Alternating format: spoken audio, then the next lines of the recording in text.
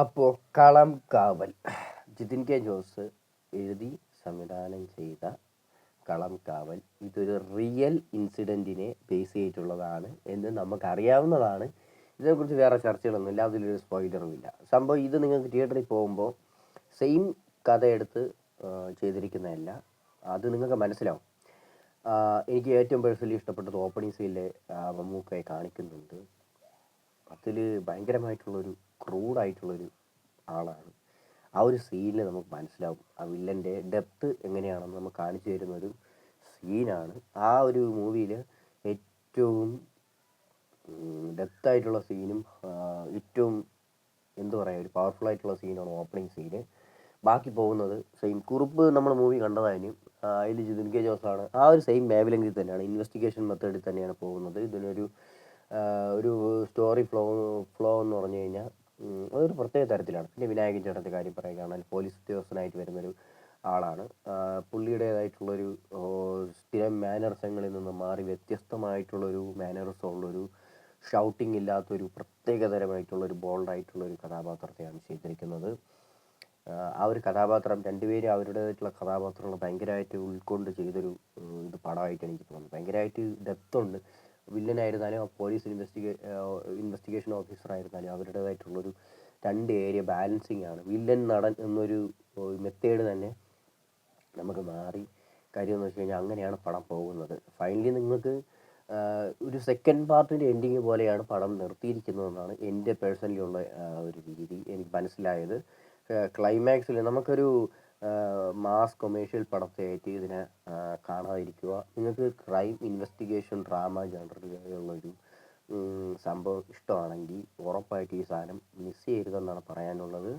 ഒരു variety role even രണ്ടുപേരെ കാര്യം പറഞ്ഞാലും വിനായകൻ ചേട്ടനായിരുന്നാലും മമ്മൂക്ക ആയിരുന്നാലും അവർ രണ്ടുപേരും എന്താണ് ബാലൻസിങ് ആയിട്ട് കൊണ്ടുപോയിട്ടുണ്ട്. പടത്തിൻ്റെ നെടും തൂണുകളാണ് അവർ രണ്ടുപേരും. ബാക്കി വരുന്നവരെക്കാളും അവർ ഈ പടത്തിൽ മുഴുനീളമുണ്ട്.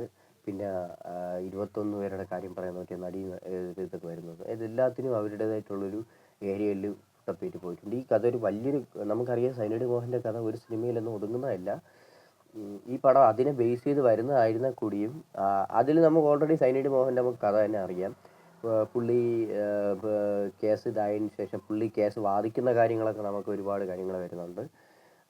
ഈ ഒരു പടം ഇവിടെ വെച്ച് നിർത്തിയില്ലെങ്കിൽ നമുക്ക് സെക്കൻഡ് പാർട്ട് ഉറപ്പായിട്ടും പ്രതീക്ഷിക്കാം. കാര്യം എന്ന് വെച്ചാൽ അതിന് വേണ്ടിയുള്ള സാധനങ്ങൾ ഇതിൻ്റെ സ്റ്റാർട്ടിങ് ലെവലേ ആയിട്ടുള്ളൂ.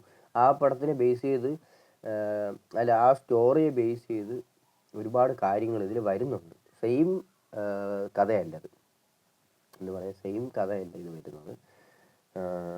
അപ്പോൾ വ്യത്യാസം വരുത്തി ചെയ്തിട്ടുണ്ട്. പല കാര്യങ്ങളും അങ്ങോട്ടും മാറിയിട്ടുണ്ട്. എന്നിരുന്നാലും അതിനെ ഒന്ന് ഒരുപാട് എടുത്തിട്ടുണ്ട്. റിയൽ ഇൻസിഡൻറ്റിനെ ബേസ് ചെയ്തുകൊണ്ട് വരുന്ന ഒരു എന്തു പറയാം ഒരു സ്റ്റോറി.